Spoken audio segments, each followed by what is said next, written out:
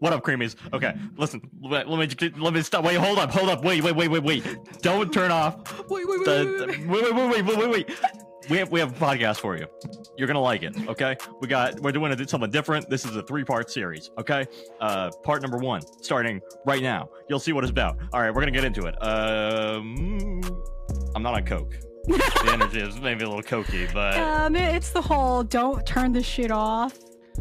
We're gonna you gotta start grab soon. them. I don't know how to do a hook, so like begging is all I have at this point. Can I riz you up? Yeah. Can I riz? Please. You're right. Maybe I gotta be less desperate next time. I gotta be a little bit more slick. Don't care if you. We do care if you listen. We don't care at all. I do. Yeah, please. I'll do a forehead reveal. Oh. Well, now that you're in the door, welcome. Today, we're talking about a cryptid. But before we get into the weeds of our actual subject, this is going to sound a little like fluff, but we're going to take a side path, and we're going to discuss what a cryptid is. So it's been a while since we've talked Mothmans and crawlers, so we're going to try to start off with a quick visit to our old friend, Lauren Coleman, cryptozoologist, note, friend of the pod. Well, not really. From the Montauk Monster episode. Lauren Coleman. I have Lauren Coleman too. Lauren, the goat, really, of cryptozoology, I think. We'll talk about some other notable cryptozoologists, but I think Lauren is my favorite. Coleman considers cryptozoology as the study of animals that are not yet recognized by science or formal zoology, but have some support of their existence either by witness testimony or evidence of their presence. So, for instance, Lauren's museum, the International Cryptozoology Museum, located in beautiful Portland, Maine, has a coelacanth for its logo. So coelacanths are a group of fish which have existed for 410 million years.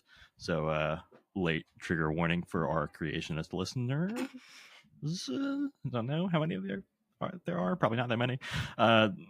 They were thought to have gone extinct in the late Cretaceous period, so roughly 66 million years ago. But in 1938, one was caught in South Africa.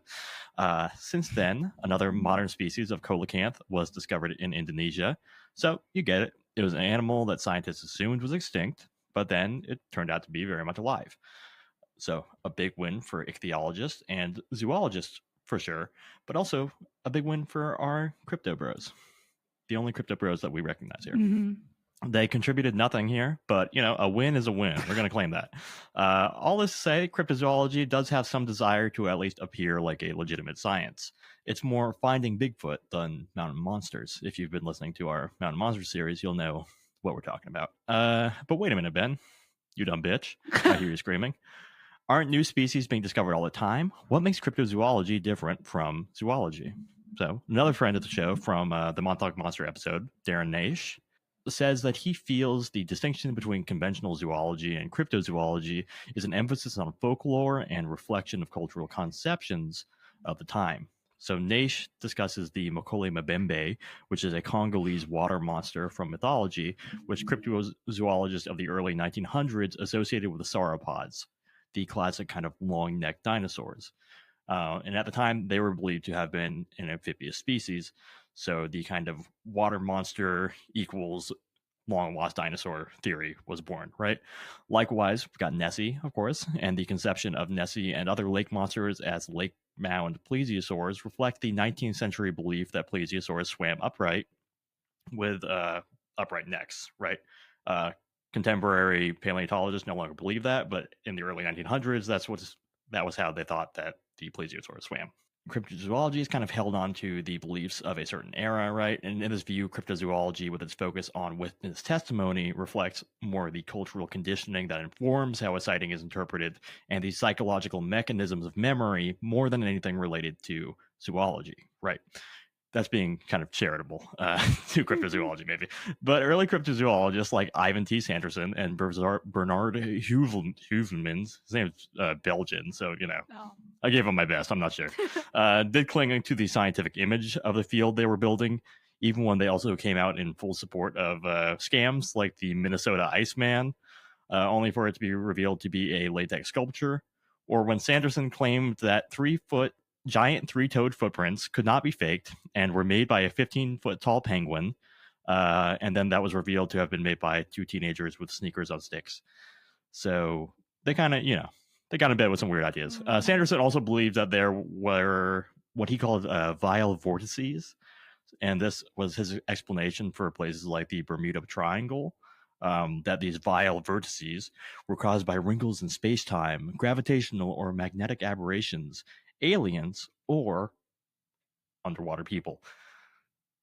So there's some big swings for sure. The line between cryptozoology and the paranormal has always been kind of thin, right?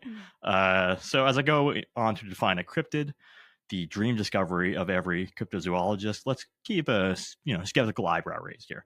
Lauren Coleman says the basic working definition for cryptids is either unknown species of animals or those that are thought to be extinct, but which may have survived into modern times and await rediscovery by scientists.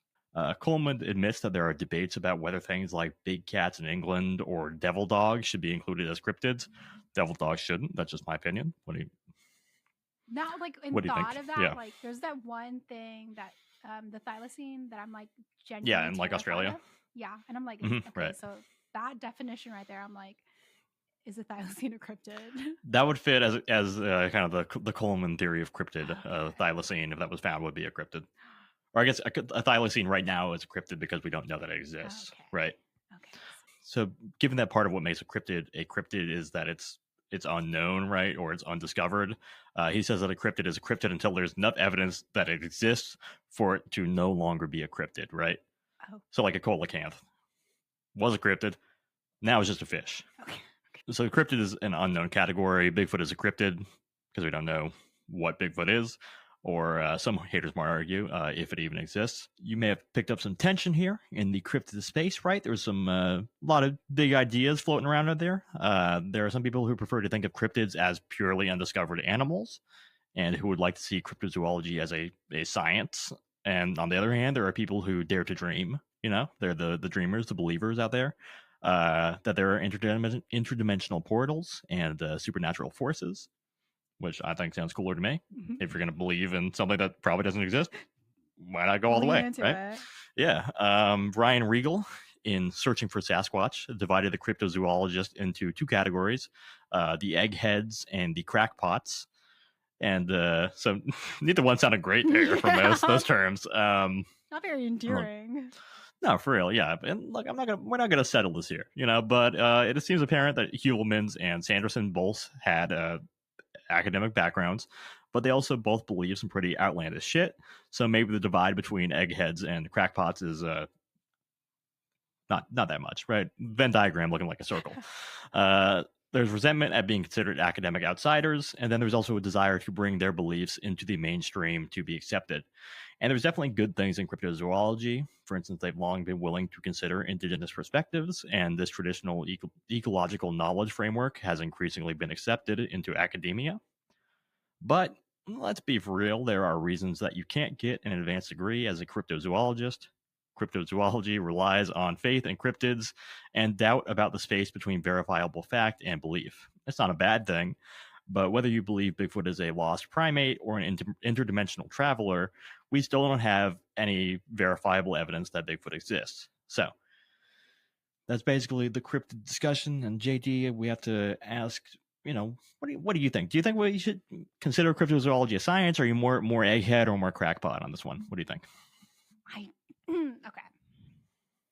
I feel like the point of like the cryptid versus like an undiscovered animal kind of thing, like being like a lot of like cultural like folklore kind of thing, like memory more than zoology kind of thing. I don't want to say like the difference between that cryptids and like, listen, because we love them, right? We love to believe in them. I don't want to say like the difference between them is like one is like imaginary, but it's like, I don't know. It's not. I don't want to say no. But it's like the wishy-washy like sort of definition of like what a cryptid is and how like the thylacine was definitely real, right? And then it got hunted to extinction, and then it being something that can be considered as a cryptid is very like. It's interesting to me because like I know it exists, right? Yeah. People hunted it to extinction. It like exists, kind of thing. Right. So it was around like 200 years ago. yeah. So like for that, it to then go for it to then be all like something that could be classified as like a cryptid, like a dodo could be a cryptid, like that kind of thing. So like it's the definition of it that is sort of making me kind of. So are you feeling like resistant to the idea that like a thylacine is a cryptid? A little bit. I think it's because of the point of like, I know a thylacine was real, and you know, like, okay, like Bigfoot could have been real at some point, but like, not in the tangible like way that the thylacine has to me, at least.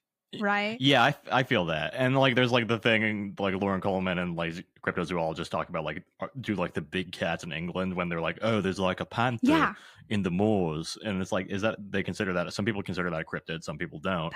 It could just be a regular animal that's like out of place. Yeah. Which also feels kind of like a cop out, right? That feels like a little like grabbing for an easy win to me. Yeah. Versus like a Bigfoot or a a Nessie, where it's like that would be a huge find, like, I mean, look, it would be huge to find like a thylacine too. Or and it would be like, a news story to find like a lion prowling around England. Yeah. But it's not at the same level as like a completely new thing that was just like a creature of legend before, Yeah, and it's just like the big thing for me is like it's just an animal. Yeah, that is just like a panther in England. That's just a panther in England, right? As we watched with the Mountain Monsters episode where they caught a quote unquote devil dog, a wild dog. It's just a dog. Dogs. Those are just stray dogs. Yeah, like that's not impressive. I feel like that is the thing for me, because it's like I'm pretty sure we'll encounter this sort of struggle as we move through this, but it's just like sometimes I'm like, this is a cryptid, that is a fucking animal, that's a dog, like that kind of thing. And I feel like I need there to be some sort of like the feeling that I have when like someone's talking about like Nessie, Mothman, and Bigfoot, like that is like out of nowhere, right? For sure. Like that is cryptid territory, but like a thylacine, a dodo, a fucking panther, I'm like, that is an animal, guys. It's not that impressive. Right. It's like, okay, I get it. It's unusual, but it's not magic. Yeah. There's like the impressive sort of like mythicality of a cryptid. For sure. Yeah. And I feel like I don't want it to be like too scientific with my cryptids. Like I don't care about like no, Bigfoot is actually like a giant Anthropithecus that's lost in the wood. I don't give a fuck. Let it be an interdimensional alien. Let it be doing whatever. Who knows? Yeah. Remain open to possibilities here. Let's not kid ourselves, Yeah. Yeah, like the sort of like hanging on a thread when it comes to how scientific it is. Like I want it to be hanging on a thread. Yeah, right. It's in an unknown category. Yeah. It's in a space where it is an unknown thing. Yeah. Let's leave it as an unknown thing. Let's not pretend, oh, you idiot, you think that it could travel through portals? Well, why not? We don't know it exists. Why couldn't it travel through portals? Yeah, right? You literally don't fucking know. 100%. So I'm like, let's have fun with it. Let's get fucking weird. You know what I mean? It's like I know you want to hang on to science a little bit for it to be a little bit more believable to everybody, so that you don't look like a, what is it, egghead, crackpot, whatever. Yeah, right. But isn't it just a whimsy? I'm team crackpot, 100%. I'm definitely like, let's go. Let's give me the fucking whimsy, okay? 100%. Give me the whimsy. Bigfoot is real. Tried to eat our ass, like that kind of shit. Like that's what we're after. We're not, exactly. Yeah, we're not here for just like, oh, Bigfoot is just like an ape. No, we've had enough of that in fucking anthropology, biological anthropology. I'm done. Right, and I feel like, look, come on, if Bigfoot was just an ape, we would have found Bigfoot. 100%. Well, we found like every other ape. Like it's not like we're discovering new ape species that often. The great apes are pretty big and noticeable, but interdimensional traveler, that's why you don't find them.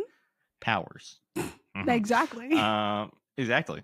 And like speaking of cryptids, we're definitely going to talk more about the divide between actual animal and cool monster as we get into the real subject here, because today we're talking about the real star of the show, one of the goats, one of the top, I think one of the big three here. One of the goats. Don't be insensitive right now. Yeah, there we go. El Chupacabra. Yeah. Or the goat sucker for my fellow gringos. So the chupacabra it's high in the power rankings, right? But actually, it's relative newcomer. It didn't have to grind like Nessie. You know, it didn't put in like 100+ years. It didn't spend years doing open mics like Bigfoot, right? We're not talking 1,000 years of Bigfoot lore, right? What we're talking is, this thing posted some clips basically, and then it blew up and it became part of the folklore of North America, right? It's like the Matt Rife of cryptids, right? Are you with me on this? No, okay. The chupacabra got a spot in the pantheon back in 1995 in Puerto Rico. So I'm slightly younger than the chupacabra, and you are. I'm a year older than the Chups. A year older than Chupas. Yeah. So he's right in the middle. This is our middle sibling. Yeah.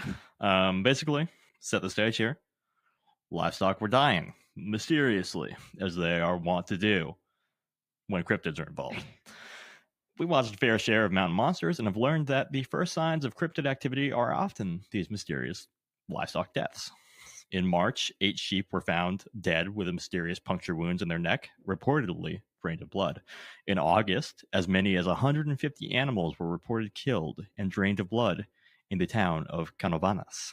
And by April 1996, 2,000 animal deaths around the island were attributed to what San Juan DJ Silvio Perez had termed El Chupacabra. There's some debate as to whether he coined it or not. He claims he did. Other people are more dubious about it. That's also what I have listed. Just a footnote in there. Just, it's arguable, but we'll give it to Perez here. But there was more than mysterious deaths. There were also sightings of the potential perpetrator. In Canovanas, 30 townspeople claimed to have seen something that swooped down from the sky and leapt over treetops. And the big one, Madeline Tolentino, saw the creature up close and personal.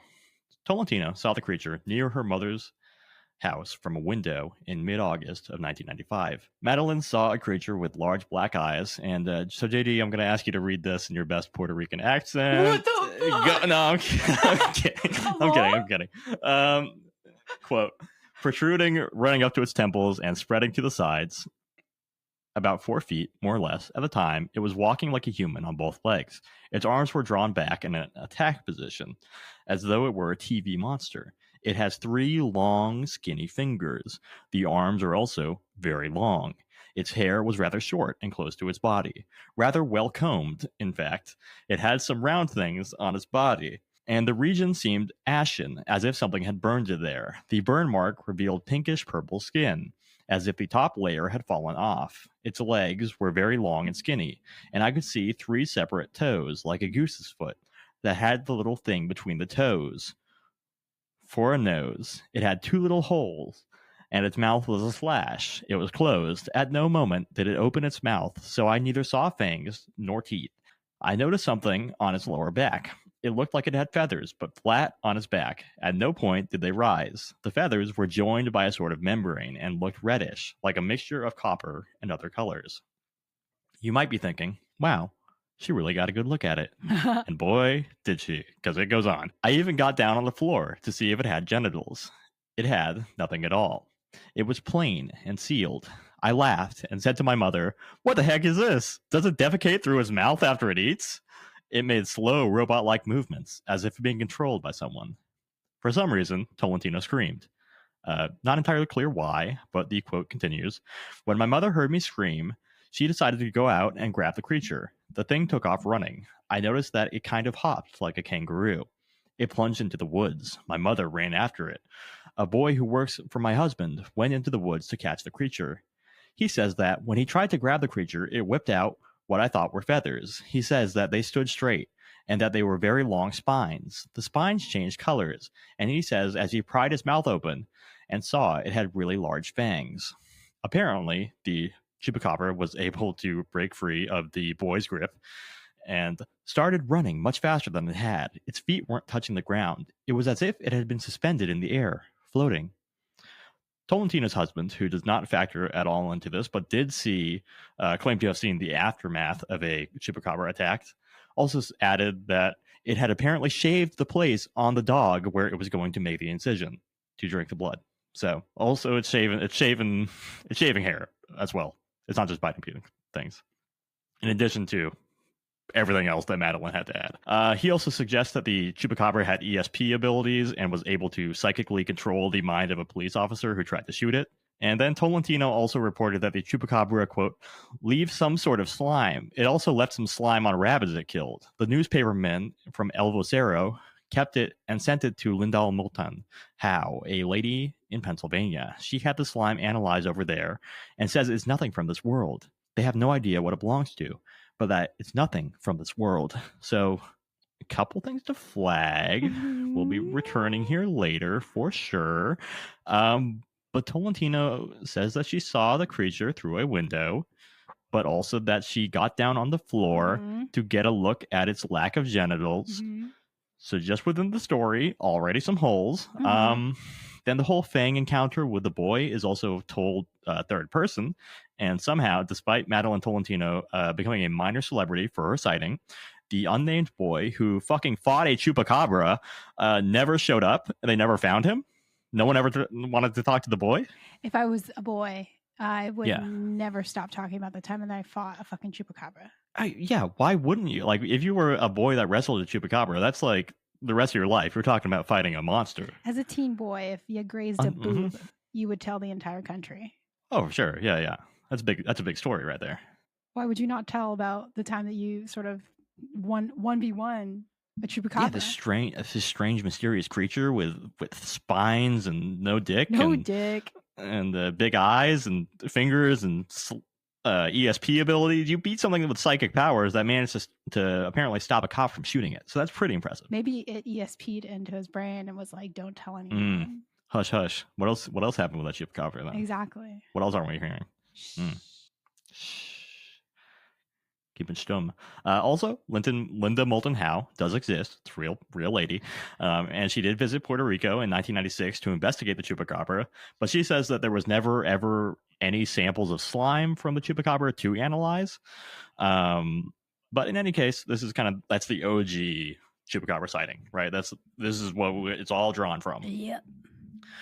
A paranormal researcher visited Tolentino and drew a sketch of what she described, and this became widely circulated in El Vocero as what the chupacabra looked like. Small humanoid, big eyes, long limbs, and fingers with spikes on its back. Basically kind of like a, Alien the Hedgehog type thing, right? After Tolentino sightings, other witnesses around the island began to report seeing similar creatures. Daniel Perez reported seeing a creature on a rock before it suddenly jumped through two dense trees without damaging a single leaf.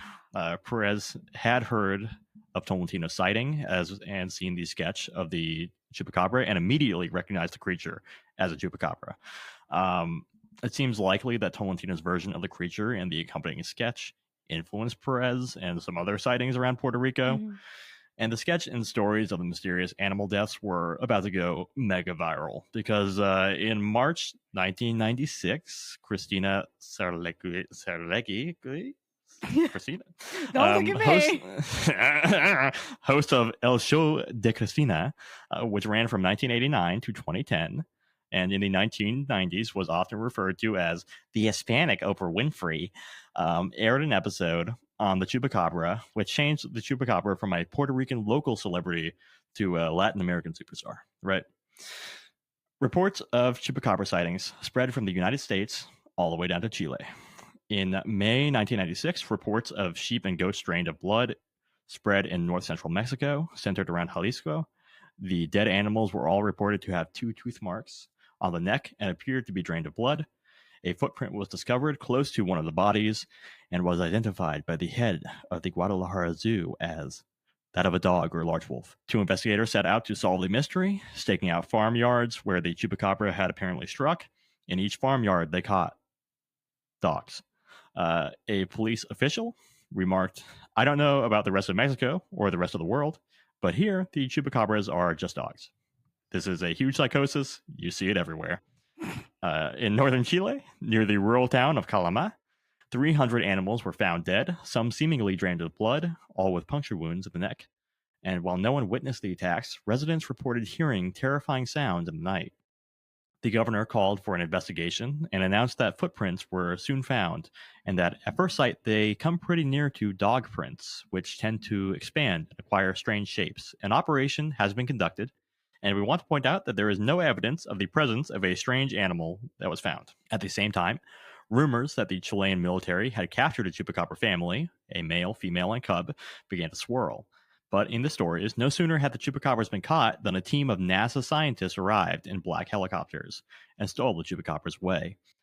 Locals came to believe that the chupacabra was a U.S. government experiment in the Atacama Desert to create a hybrid creature capable of surviving on Mars.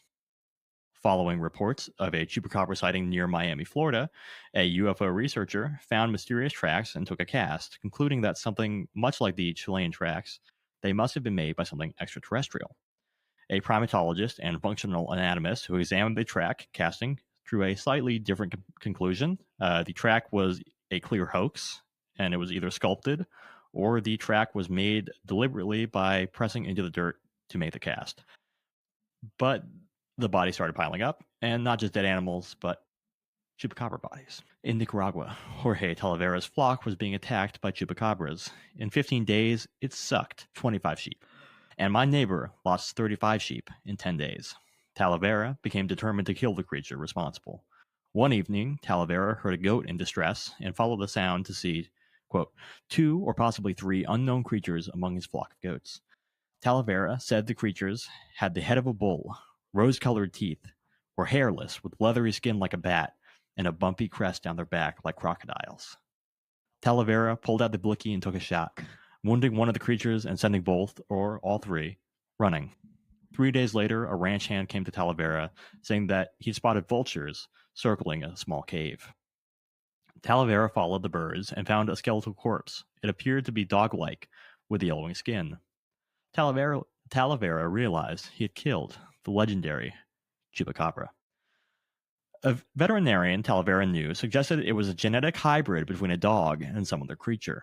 A local preacher declared that it was a sign of the end times. But whatever it was, Talavera knew that he would have to do more to solidify his claim, and he sent the corpse to the National Autonomous University of Nicaragua. Biologist Pedro Arias Davila reported on the work, quote, "We recorded the characteristics of the skeletal system, the number of vertebrae and ribs, nails, decomposition state, among others, to place it in a database. He reported that nothing anomalous about the creature at first glance, but stressed that there was a need for more analysis, right? Unable to contain their curiosity, people broke into the hospital morgue to see the body. But finally, zoologist Edmundo Torres was able to report on the findings. Quote, "It's a dog, without any room for doubt. This is a common dog." Talavera quickly accused the university of swapping the body as part of a larger conspiracy. His main claim was that the bones and teeth appeared lighter than when he brought it in, and the scientists countered that this was because they had cleaned dirt and debris from the bones. Eventually, Talavera relented and admitted, quote, "Even though it may have been a dog, it was an uncommon one, given that it fed on blood." Which, did it feed on blood? How you know that? Do we know for sure? But, not to worry. There were plenty more chupacabra bodies to come. Devin McAnally, whose name I definitely didn't only include because of his last name, shot a mysterious creature he suspected may have been killing livestock on his Texas ranch. McAnally shot and killed the creature, and he later wrote about what he saw. Quote, "Only a narrow ridge of a 1/4-inch long blue hair edged both sides of her spine from the base of her tail to the tip of her shoulders at her neck. Her wrinkled skin immediately made me think of an elephant's. Her skin was a sky blue cast, light gray color with a slight whitish marbling in her hip and flank areas. Her ears weren't pointed like a fox's or even like a coyote's. They were shaped more rounded, like a cat's. She had a long tail, about 18 inches, nearly as long as her trunk, about 20 inches. Her snout was exceptionally long and rat-like. Her jaw revealed 4 incisor teeth, 2 upper and 2 lower that protruded outside her lips like a wild pig." McAnally took a photo of the creature and pulled a couple of teeth from it to send for DNA analysis, before burying the body on his property. When the results returned from New York University, they stated that the sample received was degraded, but, quote, "The sequence is not compatible with a subject being a coyote, and is in fact identical to the sequences of dozens of dog breeds of domestic dogs. The actual breed could not be determined from the short sequence. McAnally did not call for a conspiracy and apparently used the money from the attention gained from his chupacabra find to turn his ranch into a second chance home for troubled children and adolescents. So that's nice. Shout out, McAnally. One of the most famous chupacabra corpse cases took place also in Texas in the town of Cuero. Or I don't know how it's said in Texas. Cuero, Texas. Cuero, Texas. They got them Cueros over there. Out here in Cuero, where Phyllis Kenyon, a self-described chupacabra lady, found a body. Kenyon had seen a strange, hairless animal stalking around a ranch and came to suspect that this animal was responsible for killing some of her chickens, but not carrying them off, simply leaving their apparently blood-drained bodies where they were killed. Then, one day, after a couple of years wondering about these mysterious creatures, not one, but 2 dead bodies appeared on her property. She took photos of the mostly hairless bodies of the creatures and preserved the corpses in her freezer. A local TV station offered to pay for samples of the bodies to be analyzed by Texas State University, San Marcos. Kenyon obliged because she was certain that this was something new. Quote, when I first saw this, I was pretty convinced it was not a mangy coyote because it had no hair on it at all. And if you're familiar with coyotes, even if they had sarcopodic mange, this still would have patches of hair. It had no hair and short front legs. When asked if it could possibly be a Xolo, which is a Mexican hairless dog, you've seen them if you've seen Coco, she responded, the closest Xolo is 80 miles away. And there has never been a history of that animal being loose. She got them so on very GPS confident words. mode. She's like, I know every dog in this area. Every Xolo is. There's one right an hour away right now. 80 miles away. Yeah, 80 miles. 80 miles Yeah. away. And it's hungry. Yeah. And you know, even with the pictures that she took, they kind of show hair on the back of the animal. But you know, memory's a funny thing. Kenyon quickly started to secure the bag. She started selling t-shirts and caps and jewelry in a special live television event aired on Halloween night. The results of the DNA analysis were shared. Biologist came on TV and said, quote, the DNA sequence is a virtually identical match to DNA from the coyote. I really thought it was a domestic dog, but the Cuero chupacabra is a Texas coyote. Kenyon was not happy with this and paid for her own analysis from a different lab. This lab also determined that the mysterious Cuero chupacabra was a coyote. Potentially to keep her happy, they did add that it could have some wolf DNA in it. But also they said that most coyotes have some wolf DNA in it. So, you know. But, you know, Kenyon was willing to accept it because it was a hybrid, she believed. And she continued to sell chupacabra merch. So, you know, the bag was not fucked up for her. So, you know, I want to zoom in because I think the fall off between the Tolentino sighting and the reality of pretty much every other chupacabra encounter and the dead chupacabra corpses is very disappointing, right? There have also been skates, which are a shark relative, and raccoons, shout out Montauk Monster, that have been identified as chupacabras. But the basic pattern outside of Puerto Rico is a dead canine is found, and people think it's a chupacabra, right? Animals are found dead. It's assumed that they were drained of blood, but the animals are never autopsied or checked by an expert. The only evidence that they've been drained of blood is that they are dead with some holes in their neck. Unfortunately, you know, we know that this is kind of normal because canines tend to kill their prey by targeting the neck. Generally, they don't, you know, they're not going for blood, right? They're not going to bleed out from this. They bite and crush the trachea so that the victims suffocate, right? And when it comes to like dogs kind of do this for fun sometimes. Like they seem to like just kind of be like, oh, like maybe they think they're playing. Maybe they're just kind of a little psycho, but some dogs will just run around and kill. There was like a case where somebody was like, yeah, I chased a dog on like my 4-wheeler and it killed like 25 of my sheep in like 10 minutes because it was just running around biting their necks and just leaving the bodies, right? So the fact that they're left with bite marks and no other like, you know, nothing eaten, not super unusual. Yeah. So yeah, basically, without checking the corpses for blood or having an autopsy done, just having holes in the neck is not enough to prove that it is drained of blood. Blood coagulates as well, so again, autopsy is required to determine whether something has been drained of blood or not. But with these animal corpses piling up, people look for a perpetrator, and generally, if the perpetrator is found, in these cases, it is a dog or a coyote, or they find a raccoon corpse and they blame the raccoon. And even in Puerto Rico at the time, like in the 90s, like biologists and zoologists were like, no, it's just wild dogs. Wild dogs are running around the island and they're just, killing livestock, and people are freaking out about it. But yeah, disappointingly, outside of Puerto Rico, people are seeing coyotes or dogs with mange or just hairless dogs. Witnesses of live chupacabras have shared photos of what was later identified as a coyote with mange, which generally they have kind of a row of hair along the spine, which kind of does look a little spikish, I guess, or Xolo dogs. Those are the two main culprits in Central America, right? But where did Tolentino's original sighting come from, right? It's a mystery. Benjamin Radford, who has been a major source for this whole script, proposes that the 1995 film Species influenced Madeline Tolentino's story, either consciously or unconsciously. For those unfamiliar with the hit sci-fi horror film, the story focuses on a human-alien hybrid bred in a secret U.S. government laboratory named Syl, who breaks out and goes on a fuck murder spree, basically. She kills people by fucking them. She's trying to breed because she's an alien. It's kind of an erotic thriller. It's not great.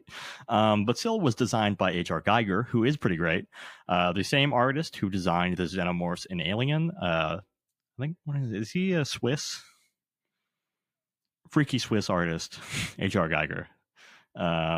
Here's an expert from studio production notes describing ideas for Syl.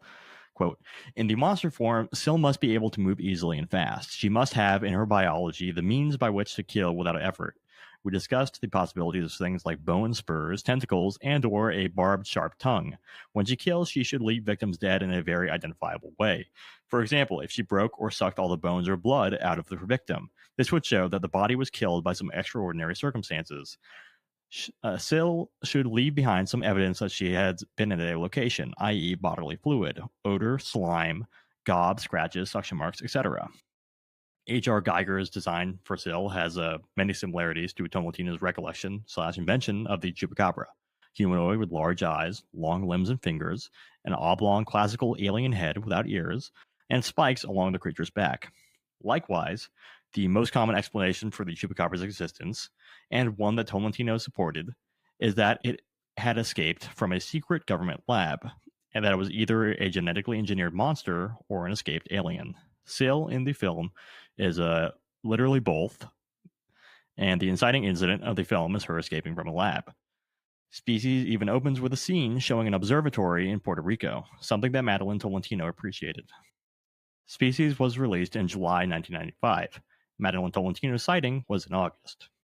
And Tolentino has brought up Species and did say that she saw the film before she reported seeing the chupacabra. She said, quote, in some Species, spoilers ahead, apologies, quote, I saw a movie called Species. It would really be a good idea if you saw it. The movie begins in Puerto Rico. At the Arecibo Observatory, there is an experiment going on in the film, a girl in a glass box as a result of the experiment. When they try to kill her with poison gases, she breaks from the box with supernatural strength. What came from inside the girl made my hair stand on end. It was a creature that looked like the chupacabra, with spines on its back and all. The resemblance to the chupacabra was impressive.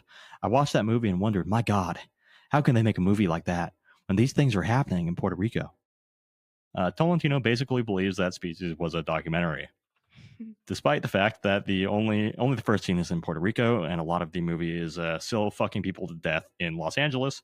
When asked if she believes that there was a relationship between the film and what was happening in Puerto Rico at the time, she responded, quote, yes, but they managed to kill her in the movie. Look, a journalist told me that El Yunque, which is a wildlife refuge on Puerto Rico, was allegedly closed down because of the damage caused by Hurricane Hugo. He told me that the truth was that some experiment had escaped, not monkeys or anything like that. They never found the creatures. We can only speculate, but I'd be willing to bet the journalist was with El Vocero. El Vocero was the main journal, or the main newspaper that was publishing stories about the chupacabra. Almost all the stories came from one journalist, and it's kind of more of a New York Post than a paper of record. A little weekly world news-ish. So there we have it, the history of the chupacabra. Someone saw a movie, and then a lot of people saw dogs and coyotes. And we'll be getting, in the next parts, we're going to get a little deeper on other chupacabra lore. But I think this kind of sets the stage for what we're looking at. Yeah. I mean. Yeah. Jesus. Yeah. It just, okay. I know we'll probably talk about this a little bit more, like, once we get to my stuff. It's just like, you know what? I'll shut up. I'll save this thing that I'm about to say for my part. Okay, all right. Reel it in, JD. But all right. Yeah, I do. I want to go back. Okay, please do. Every time I was like looking, obviously, like my part is gonna be like about the stories and all that stuff. So like I'm looking through like sightings and photos of them, and like whenever someone is like, I am seeing, this is a chupacabra. It is just a little mangy dog. Yeah. And there were like some people who were like jokingly like on a bunch of like Reddit like threads of like, oh my god, just spotted one, and it is their like, you know, like that the dog that's just like all black skin, like hairless kind of thing, and it's just like it's a when it look some people will upload like a photo of their dog kind of like acting a little bit crazy, and it's like, to someone who doesn't know what kind of dog this is, and they just saw this like out on the street, or if they're not familiar with like, that's a weird looking dog. What that dog doing? With like a dog with mange. Like even at some points, like I looked up what bears look like when they have mange and when they're very skinny, and I'm like, listen, to the unincorporated, to the unaware, if I saw this in the forest or wherever I'm seeing this at, I'm like, what the fuck is that? Animals without hair look fucked up. Not to get too Rogan-y here, but like a chimp without hair. Why was that the first thing that I also thought of? Chimp, well, you know. Yeah, chimp time, baby. We're talking chimps. Without hair, very scary. Yeah. Wouldn't recommend looking it up. They're pretty intimidating. Don't do it. It's just a fucking guy. And it's like so many of this is just like, as a dog. As a silly dog. Yeah, and I mean, like, when you go through the stories where people are just like, it's a dog. Like, researchers are just like, oh, wow, I thought it was a dog, but it turns out it was actually a coyote. When that's like, that's something that where someone was like, wow, I'm surprised. It's like, okay. Like, so it's still like a canine type. It's just, it's still looking like a dog. So I was like, oh, it's like a very, an expected predator of livestock, just a normal. As a guy, normal guy.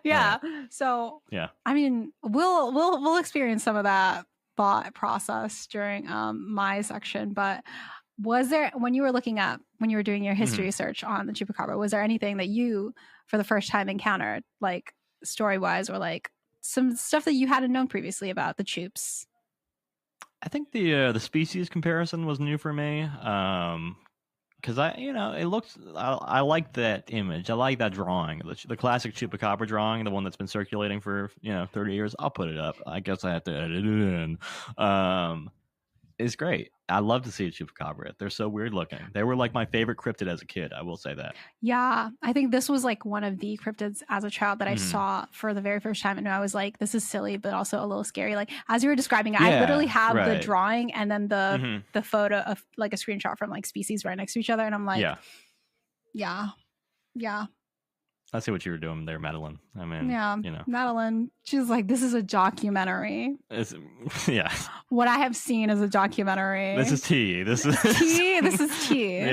Oh my god! But that is one of my favorite like conspiracy thinking things. Is that sometimes people believe that the government has to tell you, right? Because they're like doing some kind of like pact with the demons thing. They have to tell you what they're up to, but they do it through like movies. Yeah.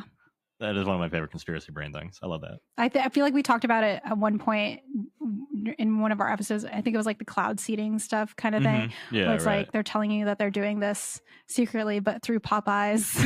Right. It's like they don't have to tell you shit. They don't have to tell you anything. Why would they? They're like, no, but the moral balance of the universe requires that they tell.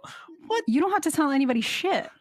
That is the biggest like crackpot thing when you're just like, nah, they must tell us. They must reveal their plans through films. Subliminal messaging. They're telling me this in the old school, in the original Little Mermaid movie. They put a giant dick in the fucking castle to tell you about something that I'm not entirely sure of, but they're telling me. That's right. Exactly. Species is real. It's a documentary. There are aliens out there. They're coming here to fuck us to death. Well, and to breed us.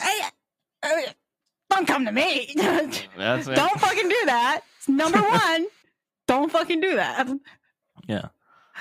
Oh. Katy Perry confirmed it with her song E.T., which is also about alien fucking. So there we have it. Wasn't she? Aliens are real and they're coming to fuck. Oh, is that why she went to outer space? Was she like fact checking herself? I think she is. Yeah, she got like a weird space obsession, doesn't she? Is that like kind of a Katy Perry thing? I have no idea. Well, on our next episode, we'll ask Katy Perry. We'll get back into it. We'll get back on it. And our next, we'll get her on the horn. Yeah. Hold up, little Daisy. Little Daisy. I heard she sang while in space. I haven't seen anything. What is she saying? She sang. Did she sing like "We Are What a Wonderful World"? Yeah. Right. So, using your 10 minutes in space to just ham it up. You know. Be as cringe as possible. It's tough. I guess. You know what, Kenny? You do you. I think like the joy that people would have had if that had crashed. Did you? I don't think people were prepared for that. Would be prepared for that. They were like millionaires. My God, why? It'd be hard for them to process. They'd be like, "What? New submarine moment?" Right, because the reaction to the submarine, they'd be like, "Oh, it's just like a fluke." And like Luigi, it's like, "Oh, these people are. What's going on here?" Three times as a pattern. At that point, they'd be like, "Stop!" Okay, they were like, "Okay, so we sent one to the underwater. We've sent one up to the sky. Which one? Who's going into the volcano next? You know?" Exactly. Yeah. Right. Yeah. Who's going in the volcano next? Let's go ahead. They like when we die doing fuck shit, isn't it? What is going on here? Like, nah, there's nothing wrong with us. Oh yeah, right. Nah, it's not us. It's not us. It's not all these the people money. Crazy. Right. But somehow we got the billionaires. I know we I can't believe we managed to do it every single time. Fuck Elon Musk. Yes. Every single time. Yeah. But now it's my turn. That's it. So, folks, thank you for listening to part 1 of our Chupacabra extravaganza. Chupaverse. No. Run it back. We'll come up with something in the next one. We'll figure it out. We have another episode. Something to catch. We got 2 more episodes coming up for you guys. Okay. But yeah, this episode was written and produced by Ben and JD. All our music is provided by Yager Frank. Thank you so much for listening. If you like the show, tell a friend. If you don't, tell an enemy. And we'll be back with more Chupa action. Bye. Bye.